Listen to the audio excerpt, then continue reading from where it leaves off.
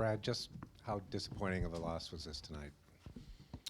Well, I thought we were going to have to play really well to have a chance to win, and we didn't, and they played very well.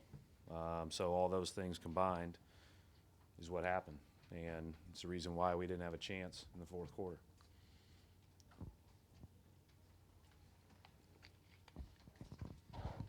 Coach, on Big Ten Network, Gary Williams said there's 5 games every season where your team just isn't able to bring it. Was this one of those games? I didn't think so. I think they deserve credit. I think that would be unfair to them.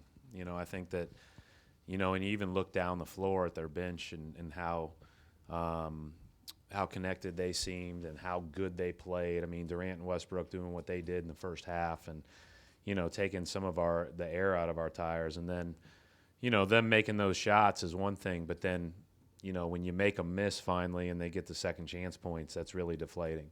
So I don't think it would be fair to our guys because I thought they actually came out with the right pace and everything else. We just got pounded. So, I think that's a credit to them. And we have to play better. I mean, but I don't think it was I actually thought our guys came out and competed. We could have done things better, but I thought we competed at the start at least.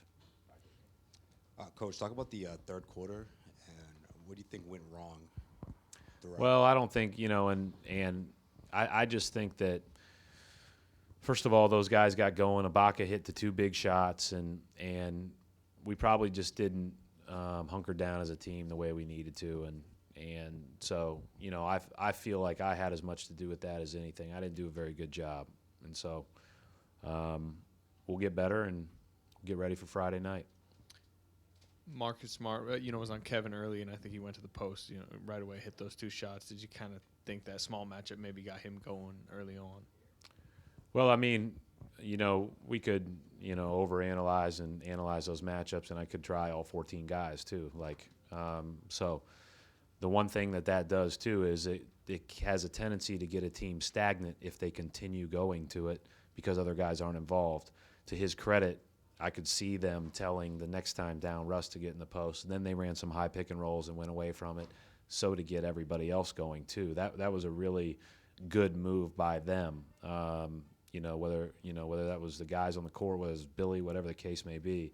I thought that was a really smart thing because sometimes when you get a guy going early, you can get stagnant by just going to him.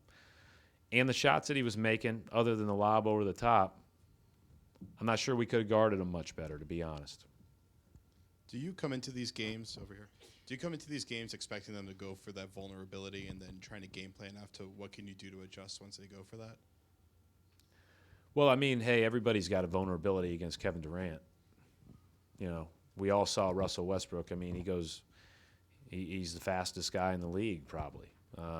Maybe Wall, but at the end of the day, those guys – are elite athletes, and you're going to have to adjust and change to them. You come in with a game plan. Sometimes it feels great. Sometimes it doesn't.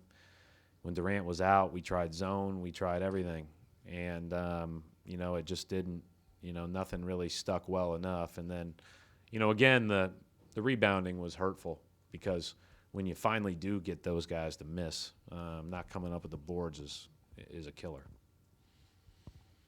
Brad, it seems like the losing streaks this season just kind of hit you in the mouth. They suddenly happen, a tough one against Houston, then all of a sudden Indiana. Now it's a third one.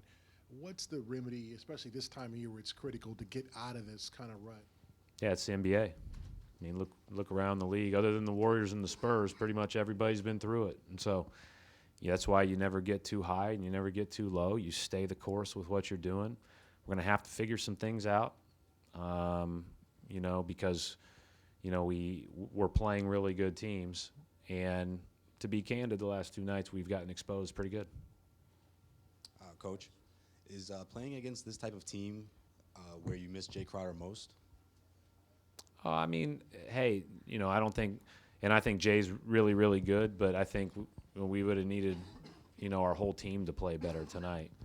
Obviously, we miss Jay. We love having Jay. We want him to be healthy and back, but we have to play well without him. That's the bottom line. There should be no excuses there. Brad, you talked a lot yesterday about when Kelly does come back, you want him to be sure he's ready and kind of the Kelly he's used to being. What did you see from him in terms of, I guess, his aggressiveness and how comfortable he looked out there? Yeah, I mean, he looked like a guy that hadn't played in 5.5 weeks, which is to be expected, which is why we put him back in at the end of the game. You know, the more minutes, the better. Brad, just another tough outside shooting night for you guys. Marcus particularly seems to be in a little bit of a slump right now in that department. What is your advice to him? Just keep shooting. You like the looks he's getting?